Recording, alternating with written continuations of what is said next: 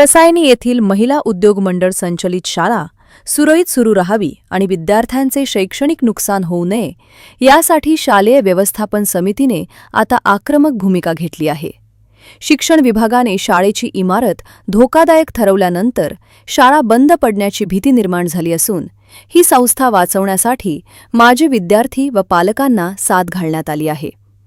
मिळालेल्या माहितीनुसार महिला उद्योग मंडळाचे कार्याध्यक्ष अरुण गायकवाड यांनी शाळेची इमारत धोकादायक असल्याचे आणि भरमसाठ फी आकारली जात असल्याचे सांगत शिक्षण विभागाकडे तक्रार केली होती. या तक्रारीची दखल घेत विभागाने कारवाई सुरू केल्यामुळे शाळेच्या अस्तित्वाचा प्रश्न ऐरणीवर आला आहे. या पार्श्वभूमीवर शालेय समिती अध्यक्ष सरोजिनी साजवान यांनी माजी विद्यार्थी व पालकांची विशेष बैठक आयोजित केली होती. यावेळी बोलताना साजवान यांनी खळबळजनक आरोप केला की काही लोकांचा शाळा अनधिकृत ठरवून ती बंद पाडण्याचा डाव आहे. एचओसी कारखान्याने शाळेला दिलेली जागा हडप करण्यासाठी हे प्रयत्न सुरू असल्याचे त्यांनी बैठकीत स्पष्ट केले. या बैठकीत उपस्थित पालकांनीही शाळा प्रशासनाला काही महत्त्वपूर्ण सूचना केल्या. शाळेच्या नवीन इमारतीसाठी ग्रामपंचायतीकडे अधिकृत प्रस्ताव सादर करावा आणि खेळाच्या मैदानासाठी उपलब्ध असलेल्या जागेची तरतूद करून घ्यावी असे पालकांनी सुचवले. यासाठी शाळा व्यवस्थापनाने तातडीने पुढाकार घेऊन प्रशासकीय स्तरावर पाठपुरावा करावा अशी मागणीही पालकांनी लावून धरली आहे. रसायनी परिसरातील ही महत्त्वाची शाळा वाचवण्यासाठी आता पालक आणि माजी विद्यार्थी मोठ्या संख्येने पुढे येत असल्याचे चित्र दिसत आहे. श्रीमती ललिता सायलू गुडसे, मी या शाळेमध्ये 2006 वर्षी लागलेली आहे आणि खरं सांगायचं झालं की आमच्या शाळेमध्ये आतापर्यंत आमचे 45 शिक्षक कर्मचारी, एकूण आमच्या काकू सगळ्या धरून 50 असे कर्मचारी इथे आहेत. म्हणजे प्रत्येकाचं नाही म्हटलं तर 20-20, 25-25 वर्ष या शाळेसाठी खर्च झालेला आहे. आणि खरं सांगायचं झालं की शाळा या सामाजिक संवेदनशील बाबीला इतका विरोध होत असेल तर ही खरंच समाजामध्ये आपली एक शोकांतिका म्हणावी लागेल की पालक म्हणून आपली खूप मोठी जबाबदारी आहे आणि हीच संधी आहे जर का शाळा वाचवायची झाली. आम्ही मुळात आपण बघत आहोत की मराठी शाळेची जी पटसंख्या आहे ती फार कमी होत चाललेली आहे इतर आजूबाजूच्या शाळा, आणि आपली जी शाळा आहे ही पूर्ण खालापूर तालुक्यामध्ये सगळ्यात जास्त पटसंख्या असणारी ही मराठी शाळा आहे. याच्यासाठी जोरदार टाळ्या होते. सांगायचं झालं असं की आमच्या शाळेमधून दरवर्षी असे विद्यार्थी बाहेर पडत असतात आणि आमच्या शाळेतून जे विद्यार्थी इथे बाहेर पडत असतात पण त्यांना आम्ही पैलू पाडत असतो. हे विद्यार्थी 8वी पर्यंत असतात पण त्यानंतरचे 2 वर्ष आमच्यापासून ते लांब जातात. परंतु याच पैकी सगळेच विद्यार्थी इतके हुशार बनतात की ज्या शाळेत जातात ते तिथले पहिले दुसरे क्रमांक जे येतात 10वीचे तर ते आमच्या शाळेतील विद्यार्थ्यांचे. आणि खरं सांगायचं झालं तर सावळ्या शाळेमध्ये गेल्या वर्षी आमच्या शाळेतील 3 विद्यार्थ्यांचे पहिला, दुसरा आणि तिसरा क्रमांक 10वीला आलेला आहे. आणि आमच्या शाळेतील जे शिक्षक आहेत म्हणजे त्यांच्याबद्दल बोलायचं झालं तर खूप जीवाचा आटापिटा करतात. म्हणजे शिक्षक म्हणजे पगार कमी आहे असं काही नाही, एक मानधन म्हणून त्यांना जेवढं करता येईल त्यांच्यात, कारण की प्रत्येक शिक्षकांमध्ये काही ना काही कला आहे आणि ते सर्वस्वीपणे त्या विद्यार्थ्यांना देण्याचा प्रयत्न करीत असतात. परंतु आता या 2-3 वर्षामध्ये आम्ही ज्या गोष्टीला फेस करत आहोत किंवा जे सामोरे जात आहोत हे आम्ही सांगू शकत नाही, कारण की आमची आता खरं सांगायचं झालं तर आता आमची मानसिकताच बदलत चाललेली आहे. म्हणजे शिक्षक म्हणून विद्यार्थ्यांना जे द्यायचं आहे पण सतत हा विचार मनात घोळत असतो. रात्रीच्या झोप सुद्धा शिक्षकांना लागत नाही आणि प्रत्येकाची जी कंडिशन आहे खूप वेगळी आहे. कोणकोणत्या वेगवेगळ्या स्तरातून आलेले आहेत. काहींचं पोट हे या नोकरीवरतीच भागतंय. आमच्या काकू तर 8-8, 10-10 वर्ष म्हणजे 20-20 वर्ष सुद्धा आहेत तिथे, त्यांचं पण घर त्याच्यावरती सांगतो. पण हाच उपाय आहे का शाळा बंद पडण्यासाठी? कारण की त्याला काहीतरी शेवट असायला हवं ना, कारण की गोष्टी सुधारता येतात. म्हणून काही गोष्टी दाखवल्यात, तक्रारी दाखल केल्या, त्यामुळे शाळाच बंद करायची हा उपाय होऊ शकतो. तुम्हीच सांगा मला की बंद करायचीच का? त्याला काहीतरी पर्याय आहेत ना, काही उपाय आहेत. त्यामुळे क्षुल्लक अशा आहेत, मान्य करतो काही गोष्टी आहेत, पण आम्ही आमच्या मंडळातल्या या म्हणजे खरंच ज्यांनी बीज म्हणजे काय म्हणतो बी रुजून त्याचं वटवृक्ष इतकं केलं आणि त्याच्यावर तर मालकी हक्क दाखवणं हे योग्य नाही. त्यांच्या परीने या वयात सुद्धा दररोज ते येतात आणि शाळेसाठी एवढं करतात. तर हे योग्य नाही. आणि तक्रार करणारी व्यक्ती ही तुम्हा सगळ्यांना माहिती आहे. आता मी नावच घेते कारण की ते जगजाहीर आहे, पेपरात सुद्धा आलेले आहे. तर ते आहे माननीयच म्हणेन मी, माननीय श्री अरुण गायकवाड सर. आणि त्याला जे सहकार्य करणारे आहेत ते पण. कारण की बघा, जे राजनीती वेगळा भाग आहे, पण ही शाळा आहे. शाळेसारख्या ठिकाणी राजनीती होणं हे आम्हा सगळ्यांना असं वाटतं योग्य नाही. की शाळांसारख्या पवित्र मंदिरामध्ये जर का राजकारण घडत असेल तर हे योग्य नाही. कारण की बरेच प्रश्न आहेत, ते सोडवले तर नक्कीच त्यांचं नाव खूप मोठं होईल, सगळेच नाव मोठं करतील. पण शाळेसारख्या ठिकाणी अशा रोजच्या रोज काही ना काही प्रसंग निर्माण करून मानसिक त्रास देणं हे योग्य नाहीये असं मला वाटतंय. आणि खरंच पालक म्हणून आम्हाला आज तुमचा सगळ्यांचा पाठिंबा हवा आहे. कृपया करून ही शाळा बंद होऊन न देणं हे आता तुमची जबाबदारी आणि तुम्ही आम्हाला सहकार्य करणार. कारण की दरवर्षी एवढे विद्यार्थी घडत असतील तर असे कितीतरी चांगले विद्यार्थी घडतील आणि या समाजासाठी, देशासाठी आपलं काहीतरी चांगलं योगदान देतील. तसं म्हणायचं तर आज आमचा अर्धा भाग जो आहे हे माजी विद्यार्थ्यांचा इथे आलेला आहे. आणि बरेच असे विद्यार्थी बाहेर पडतात आणि खूप मोठ्या पोस्टवरती ते गेलेले आहेत. आणि 300 रुपये फी. आता तुम्हालाही माहिती आहे की आजूबाजूच्या ज्या शाळा आहेत, मी नाव न घेईल कारण की शाळा, प्रत्येक शाळा असते, त्यांच्या गरजा असतात, काही असतात.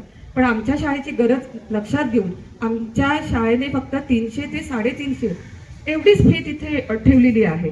तर त्याच्यासाठी एवढं म्हणजे फी संदर्भामध्ये इतका काय म्हणतात बरं की तक्रार करणं हे योग्य नाहीये.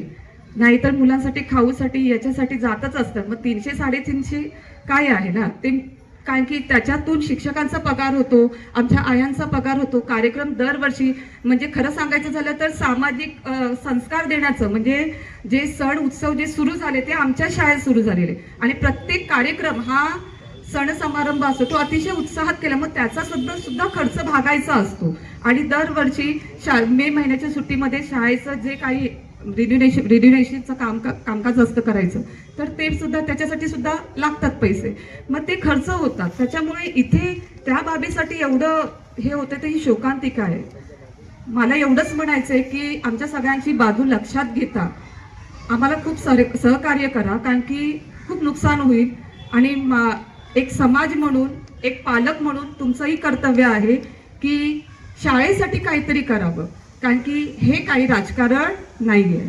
बस शाळा वाचवा आणि आपल्या विद्यार्थ्यांचं भविष्य सुद्धा वाचवा असं मी इथे सांगते. आणि मला जे काही वाटलं तर ते मी इथे मनोगतातून व्यक्त केलं. आणि धन्यवाद. अध्यक्षा साधवान मॅडम, त्यांचे सर्व सदस्य, शिक्षक वर्ग आणि आपण जमलेले सर्व पालक, मी थोडासा माझा परिचय अगोदर सांगतो.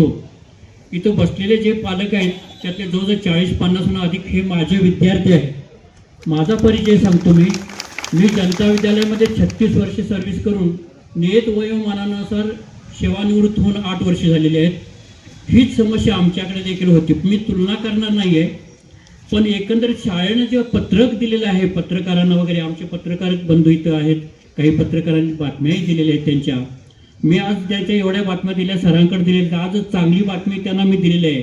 रायगड जिल्ह्यातील 13 तालुक्यात ती गेली.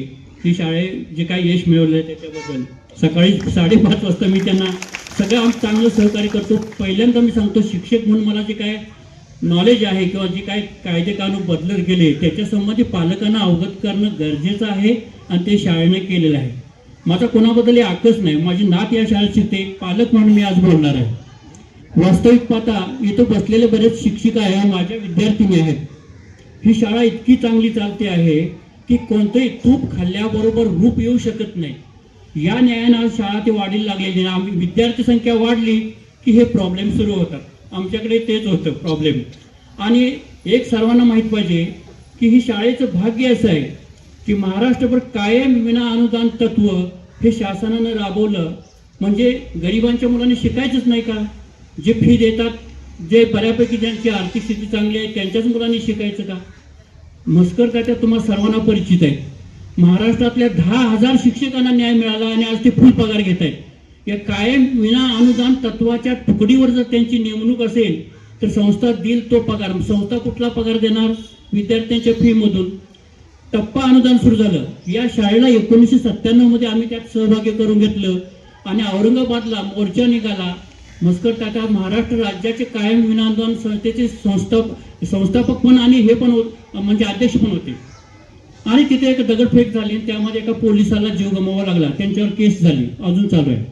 पण टप्पा अनुदान, पहिल्या वर्षी 20% अनुदान, दुसऱ्या वर्षी 40%, तिसऱ्या वर्षी 60%, चौथ्या वर्षी असं करत 100% जेव्हा पूर्ण टप्पा अनुदान होईल तेव्हा 100% अनुदान झाल्यानंतर त्या वर्गासाठी नेमलेल्या शिक्षकाचा पूर्ण पगार निघतो. जर 40% असेल, 60% असेल, त्याच प्रमाणात पगार मिळतो. याचा अर्थ ही शाळा बेकायदेशीर नाही, बोगस नाही, हे मी पहिल्यांदा सांगतो. म्हणजे जे अनुदानावर आता 60% आलेली आहे शाळा, 1997ला त्यामध्ये या शाळेला सहभागी करून घेतलं आणि सर्वांच्या बरोबर या शाळेनं लढा दिलेला आहे. आणि म्हणून की ते शिक्षकांना ज्यांना कुणाला अशी बुद्धी आहे ही शाळा चालू नये, एकंदरीत ते पत्रकार मला वाचल्यानंतर वाटलं की ही शाळेचं व्यवस्थापनच हायजॅक करायचं काहीतरी प्रकार मला आता वाटलं पत्रक पाहिल्यानंतर मी. आणि ज्यांना बंद पडावं असं वाटतं त्यांनी असा विचार करू नये स्वतःच्या गावाचा, की आमचं एक जनता विद्यालय आज तुम्हाला 3 मजली दिसतं आहे, इंग्लिश मिडियम नव्हे, मराठी मिडियम. या 3 मजली इमारतीसाठी शासनानं पैसा नाही दिलेला. तो आम्ही शिक्षक, माजी विद्यार्थी, जे आज पालक आहेत काही, ते त्यांना घेऊन कंपन्यांकडे गेलो. आम्हाला एकमेव आमचा प्लस पॉईंट होता तो म्हणजे आम्हाला MIDCने दिलेला भूखंड होता, त्याच्यावर शाळा उभी होती आणि त्याच्यावर सगळ्या कंपन्याकडून आम्ही पैसे मागून ती इमारत बांधलेली आहे. अनुदानित शाळा जरी असली तरी शाळा, सरकार इमारत बांधायला पैसा देत नाही. अनुदान असेल तर ते शिक्षकांचा पगार तेवढं देऊ शकतं. आणि विकास निधी दरवर्षी शाळेला रंगरंगोटी आहे, मेंटेनन्स आहे, त्यासाठी नियमानुसार विकास निधी घेता येतो आणि त्याला त्याचीही पावती द्यावी लागते. पण आता सर्वात महत्वाचं मी या शाळेसंबंधी बोलायचं झालं तर त्यांची जी पराडा जागा आहे तिथं आस्ते वर्ग वाढले जात आहेत. माझ्या मतेप्रमाणे व्यवस्थापनाला मी सूचना करू इच्छितो की त्यांनी ग्रामपंचायतीला यामध्ये सहभागी करून घ्यावं. कारण विस्तारित गावठाणामध्ये शाळा आणि शाळेच्या मैदानासाठी तरतूद असू शकते. आता इथं ते विस्तारित गावठाण मंजूर झाले की नाही मला माहित नाही. माजी सरपंच आणि विद्यमान सदस्य इथे काही पवार उपस्थित आहेत, त्यांना माहित असेल. तर त्यासाठी ग्रामपंचायत या 1350 विद्यार्थी त्यात संख्या दिसली मला, एवढ्या विद्यार्थ्यांचा प्रश्न आहे.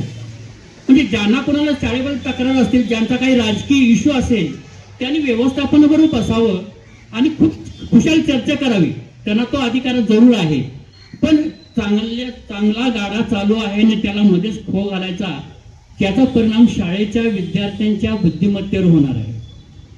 कष्ट केले, खूप मान अपमान, खूप उन्हाळ. पनवेल मधून 83 पासून पनवेल मधून येते. किती त्रास होतो ह्या वयात, पण आम्ही येतो. कारण ह्या वयात आम्ही यायला नको, कारण नाईलाज आहे. आमच्या हे जे शाळा आहे, ही शाळा कधी एक स्थिर होईल आणि तो जो झाड आम्ही एवढा मोठा केलाय इतक्या वर्षापासून, त्याचा भोवती जोपर्यंत आम्ही भक्कम कंपाऊंड घालत नाही तोपर्यंत आम्ही घरी बसणार नाही. आणि आपल्या पालकांचा जो विश्वास आमच्यावर आहे ते कधी आम्ही हे करणार नाही, त्यांच्या खाली पडून देणार नाही. हे सगळे पालकांना घाबरण्यासाठी तर पत्रामध्ये ही बिल्डिंग आहे, जुनी आहे, ते आम्हाला मान्य आहे.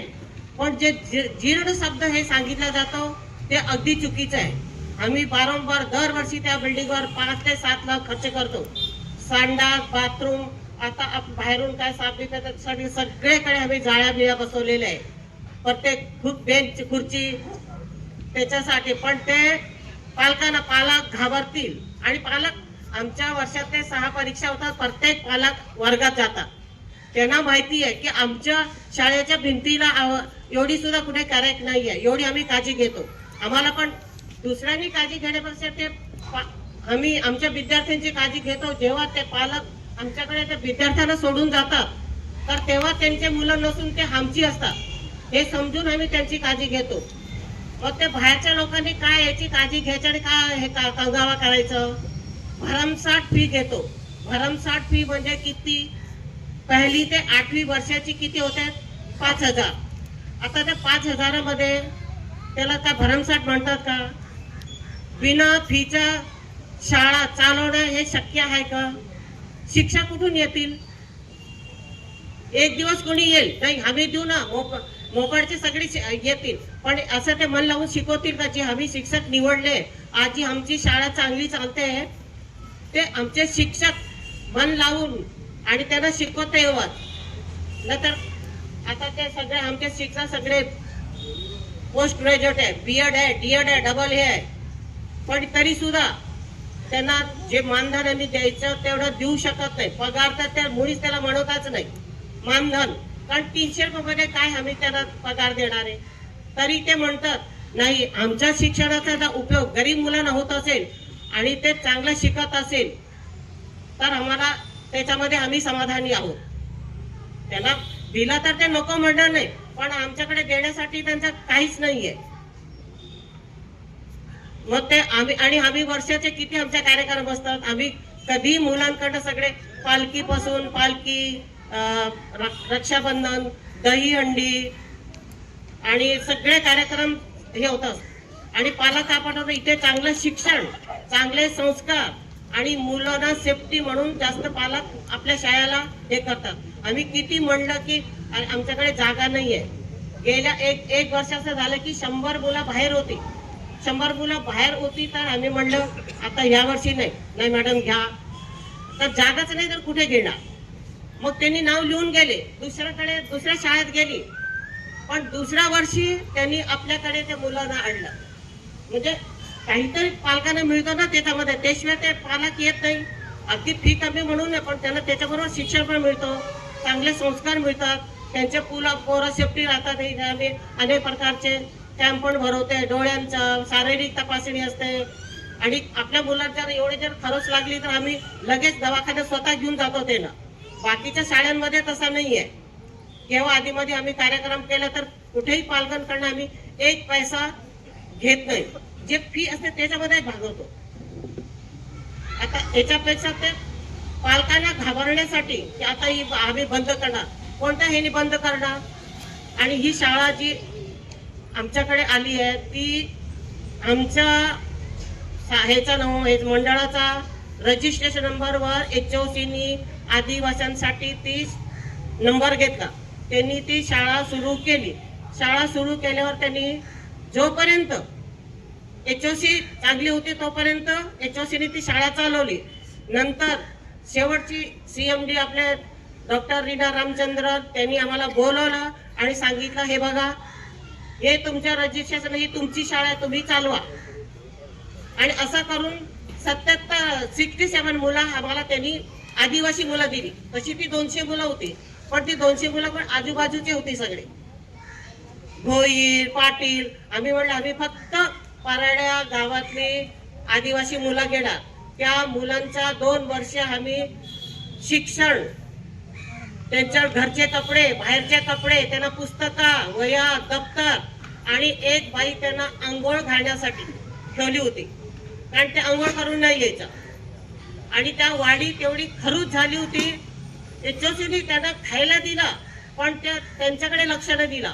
आम्ही 2 वर्ष डॉक्टर नायकांना तिथे ठेवला आणि त्यांची फॅमिली सकट त्यांना खरूच्या औषधं दिलं आणि त्यानं दिला. त्याच्यामध्ये ते खरू त्यांचं बरं झाला. नंतर सगळे हाताला, कारण ते सगळे कचरा पेटीत बसलेले असायचं, त्यांना काही नाही. आणि त्याच्यानंतर जेव्हा आमच्याकडे सगळे पैसा संपला त्याच्यानंतर मग आता कसं चालवणार, या मुलांचा खर्च कसा करणार. मग आम्ही बाहेरच्या मुलांना घेतला म्हणजे पालक आम्ही आदिवासी मुलांबरोबर आमची मुलं बसवून देणार. ती किती घाणेरडी असतात, पण बाहेरच्या मुलांपेक्षा आम्ही त्यांना स्वच्छ ठेवला. त्यांचे कपडे, त्यांना आंघोळ बिंघोळ करून पालकांनी जेव्हा बघितलं नाही बाबा आपल्या मुलं इथे आता सेफ आहे, त्यांची खरूज येणार त्याच्यामुळे ते ठेवावं लागणार. त्याच्यामुळे आमची शाळा मग आम्ही DFT ठेवलं. ते मग चांगले शिक्षण मिळालं त्यांना. त्याच्यामुळे आमची शाळा ही वाढत गेली आणि पालकांचा विश्वास आमचा हे झाला. आता शाळेबद्दल म्हणजे त्यांनी सांगितलं की आता शिक्षणाधिकाऱ्यांकडे तो सारखा तिथे ते जातात की यांच्याकडे जागा नाहीये. आणि HOCनी आम्हाला शाळा हे दिली, पण जी आमची फाईल होती अनुदानाची ते त्यांनी अजूनपर्यंत दिली नाहीये. कारण त्याच्यामध्ये सगळे लँड बिंड असणार ना, बिना लँडचा तर कुणी मान्यता देणार नाही. तर आम्ही ते पण विचारला. आपले काळे साहेब होते, त्यांनी नंबर घेतला. आपले डुबे हे होते कोण